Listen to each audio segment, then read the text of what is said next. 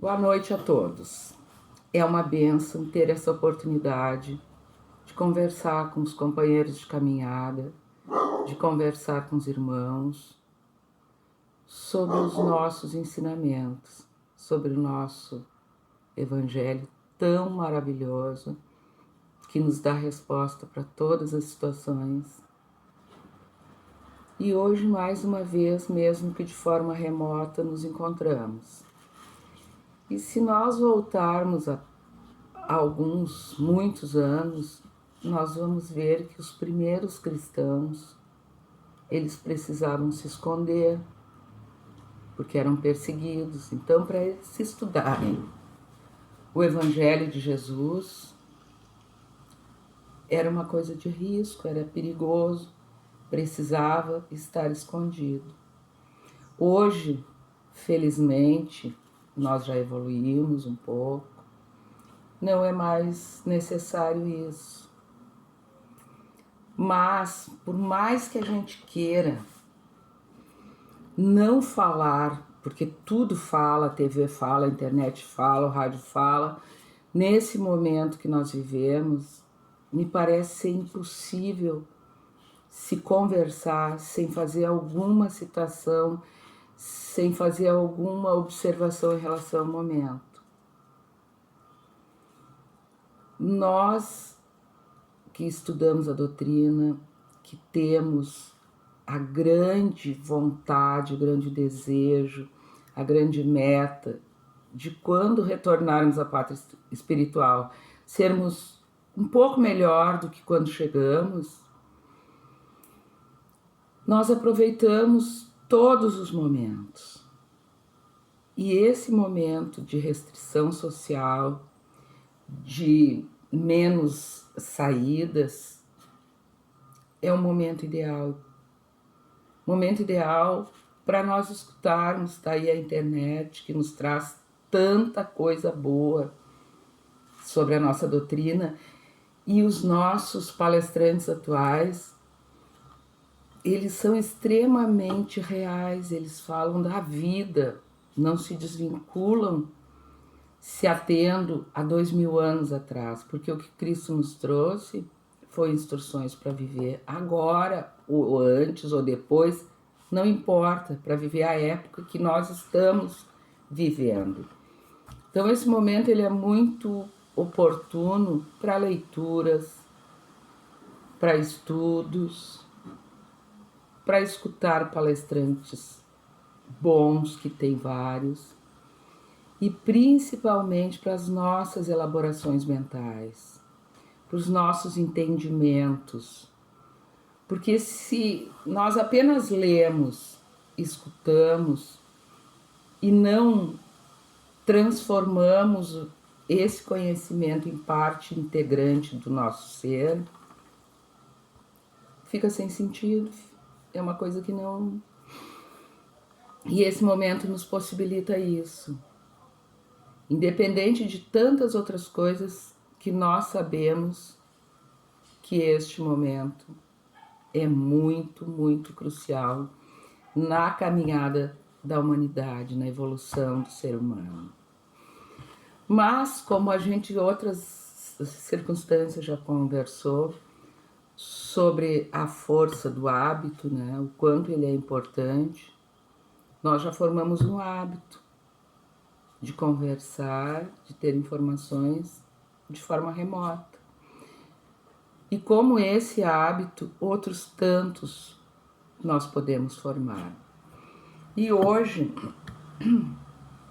o texto que nós escolhemos para apresentar no nosso estudo é o capítulo 13 do Evangelho. Que a sua mão esquerda não saiba o que faz a sua mão direita. Que também este momento é mais do que convite, convoca todos nós para a prática da caridade. Se alguém não tinha ainda se dado conta do quanto é importante a caridade, agora com certeza ficou muito claro. E a caridade nós podemos ver, caridade a quem? a todos, começando por nós. Precisamos sim ser caridosos conosco. Vamos lembrar que nós só reproduzimos aquilo que nós temos. Nós só passamos aquilo que nós temos. Então nós não seremos caridosos com outro, com o nosso irmão, se nós não formos caridosos conosco. E a partir disso, com quem nós seremos caridosos? Com todos. E que tipo de caridade? Como é que nós vamos fazer a caridade? Da forma que podemos fazer. E principalmente da forma que queremos. Alguns detalhes em relação a essas mudanças nos nossos comportamentos são importantes da gente lembrar. Tudo que fazemos precisa ser do coração. O que fazemos da boca para fora não tem sentido nenhum. Deus não toma nem conhecimento, porque Ele nos conhece melhor que nós mesmos. Ele sabe que aquilo foi um gesto vazio. Não houve amor, não houve vontade, não houve transformação de quem recebeu a caridade e de quem ofereceu. A caridade, ela precisa, como tudo que nós fazemos, ela precisa ser feita com alegria. E essa alegria, ela sempre é maior em nós, em quem faz a caridade, do que em quem recebe.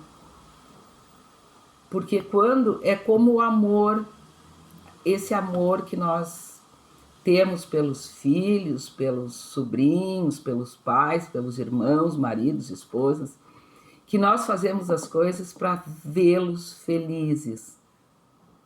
Nós fazemos surpresa, um bolo, um presente, um passeio, uma palavra, para que eles fiquem felizes. Então vamos estender esta maneira de agir para tudo e para todos. Nós precisamos estar felizes com a caridade que fazemos. E como esse capítulo nos diz que a mão esquerda não deve saber o que a direita fez, era uma maneira assim muito drástica que Jesus nos falava. Claro, foi há 2000 anos atrás, né? O que nós sabemos hoje?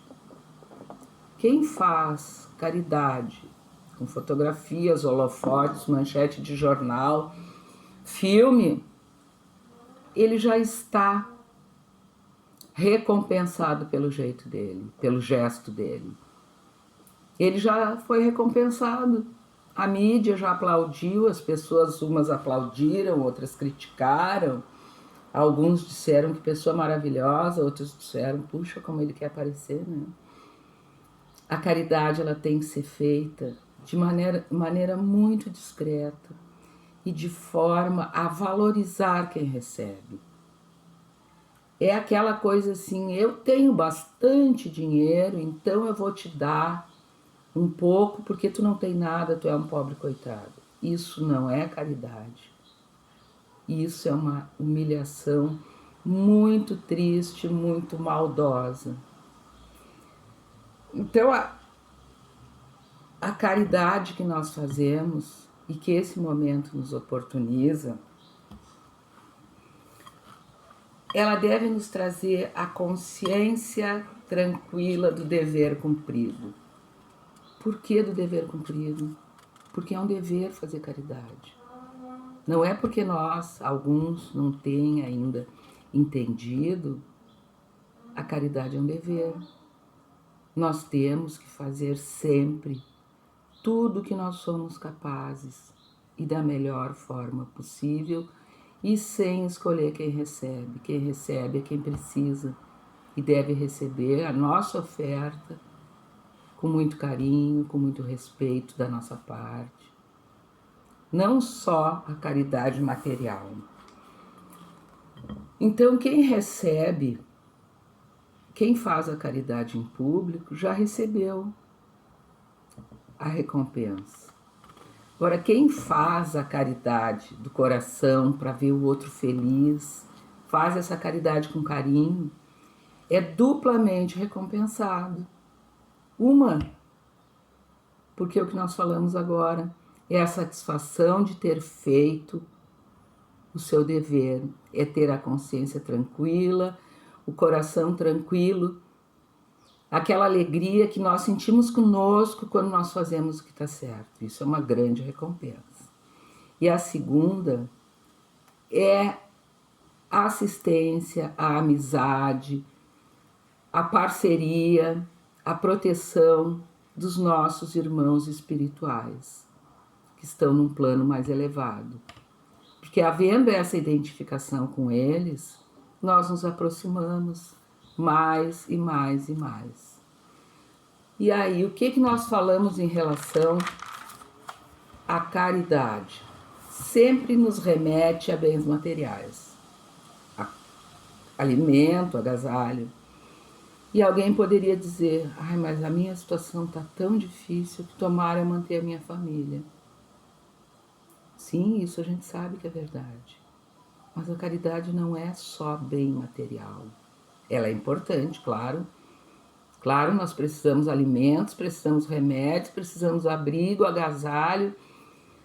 Enfim, uma gama muito grande de coisas que o dinheiro compra. E quando o dinheiro falta, a situação fica muito difícil. Mas nós também precisamos da caridade espiritual. E como é que é essa caridade espiritual? A nossa oração, o nosso pedido com fé pela proteção de todos nós que estamos vivendo nesse momento, todos nós seres humanos, todos nós animais, todos nós plantas, que a espiritualidade proteja a cada um segundo sua necessidade, segundo seu merecimento. As nossas orações, mais uma vez nós vamos repetir, se elas saírem direto do coração, para o cosmos, para tudo, elas vão chegar direto até a espiritualidade maior. Então, a caridade espiritual é extremamente necessária e muito importante. Sabemos que a oração com fé é capaz até de amenizar e, em alguns casos, que se sabe curar algumas doenças. Então, não temos o dinheiro hoje para comprar um alimento para oferecer. Vamos pedir a proteção do plano espiritual maior. Pedir de verdade. Pedir para que aquela pessoa, aquelas pessoas ou aquele povo todo seja cuidado, protegido, seja acolhido pela espiritualidade. E também nós temos a caridade moral, que essa também parece que fica em segundo plano. Como caridade moral? Ouvir alguém, dar atenção do nosso, destinar o nosso tempo para essa outra pessoa. Não só para os nossos filhos, maridos, pais e mães, mas ouvir. Nós estamos vivendo um período, claro, a vida sempre é difícil, mas agora nos parece mais, né? Um pouco mais, um tanto mais difícil. Então vamos ouvir, vamos sorrir. Lembra aquela frase, gentileza gera gentileza? Não é uma coisa romântica, é uma coisa real. Vamos procurar acolher mais as pessoas, porque o acolhimento não é só físico, ele é moral, ele é emocional. Vamos ter mais paciência, vamos ter mais tolerância, vamos às vezes engolir quadrado aquilo que a gente não gostaria, mas vamos pensar, quem sabe, ele está numa situação tão triste que o melhor que ele teve para oferecer foi isso, que não é uma coisa boa. Então esse nosso encontro de hoje fica a reflexão que mesmo parecendo que as coisas estão muito difíceis, muito ruins, se nós olharmos com um pouco mais de atenção, nós vamos achar coisas boas e principalmente vamos achar muitas oportunidades de contribuir para que esse período passe e que lá na frente, quando nós sairmos, nós estejamos melhores e as pessoas que são nossas companheiras de caminhada, todos os outros seres humanos, animais e plantas, também estejam melhores, porque a espiritualidade está conosco sempre, direto, em cada momento. Então nós não estamos sozinhos e o que aconteceu não foi um acidente de percurso, foi uma oportunidade para a gente pensar melhor o nosso fazer diário. Agradeço muito a atenção de quem está ouvindo e peço a proteção divina para todos nós. Que assim seja.